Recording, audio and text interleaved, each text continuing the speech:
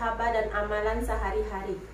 Al-Quran adalah kalam Allah yang diturunkan kepada Nabi Muhammad SAW melalui perantara malaikat Jibril kepada umat manusia untuk dijadikan pedoman dalam kehidupan baik di dunia maupun di akhirat.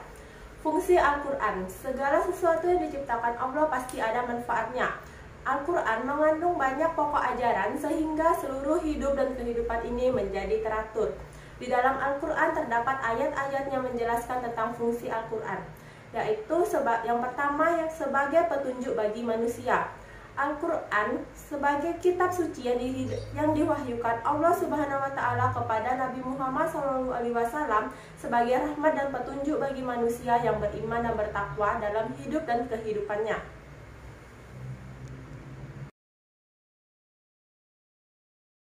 Yang kedua, sumber pokok ajaran Islam. Sumber pokok ajaran Islam adalah Al-Quran. Sebab dari Al-Quran diambil segala pokok syariat dan dalil-dalil syar'i yang mencakup seluruh aspek hukum bagi manusia dalam menjalankan hidup di dunia dan di akhirat. Yang ketiga, pengajaran bagi manusia. Al-Quran adalah pengajaran bagi manusia, karena itu manusia mengetahui jalan yang hak dan batil, antara yang benar dan yang sesat dan lainnya.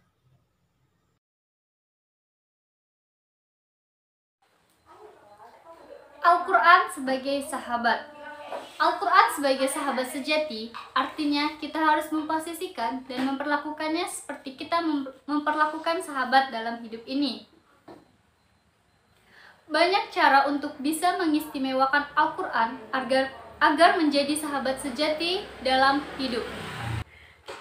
Berikut ini ada 4 cara yang dapat dilakukan untuk menjadikan Al-Quran sebagai sahabat sejati yang istimewa.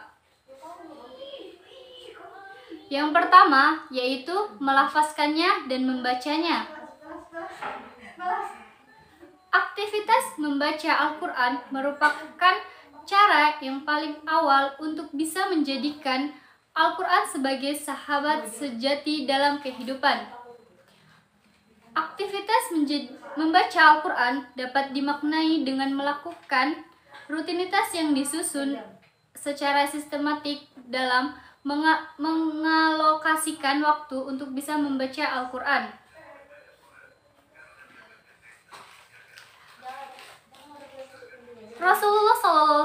Rasulullah SAW bersabda, "Bacalah Al-Quran, sesungguhnya ia akan datang pada hari kiamat menjadi pemberi syafaat bagi orang-orang yang bersahabat dengan Al-Quran."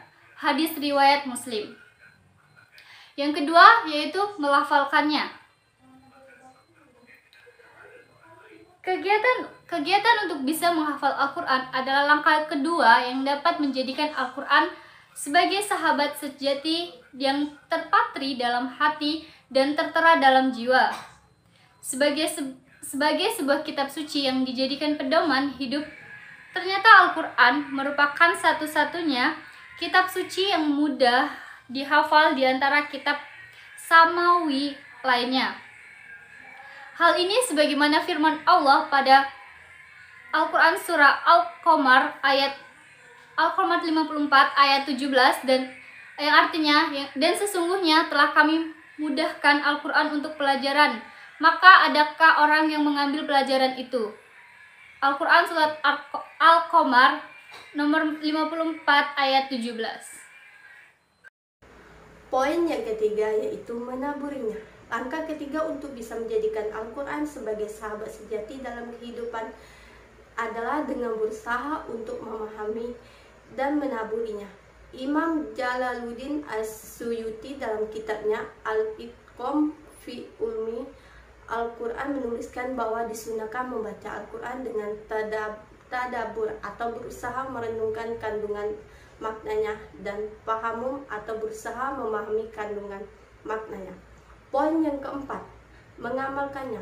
Langkah pemungkas yang harus dipastikan untuk bisa bersahabat dengan Al-Quran adalah berusaha untuk mengamalkan setiap ayat yang terkandung di dalamnya.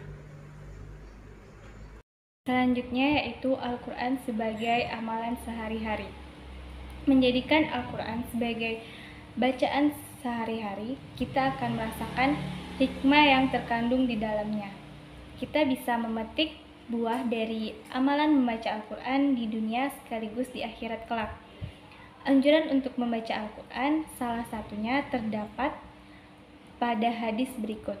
Rasulullah SAW bersabda, "Bacalah oleh kalam Al-Quran karena ia Al-Quran akan datang pada hari kiamat kelak sebagai pemberi syafaat bagi orang-orang yang rajin membacanya." Hadis riwayat Muslim. Di dalam hadis yang lain, Rasulullah SAW bersabda, "Sebaik-baiknya kalian adalah yang mempelajari Al-Quran dan mengajarkannya." Hadis riwayat Bukhari. Sangat jelas bahwa sebagai umat Islam, kita dianjurkan untuk selalu membaca dan mempelajari Al-Quran. Tidak hanya itu, kita juga sangat dianjurkan untuk mengajarkan apa yang kita ketahui tentangnya. Membaca Al-Quran adalah ibadah. Selagi ibadah, kapanpun kita membacanya, kita akan mendapatkan pahala serta fadilah dan hikmah yang terkandung di dalamnya. Mulailah hari ini dengan membaca Al-Quran dan tutuplah dengan membaca Al-Quran.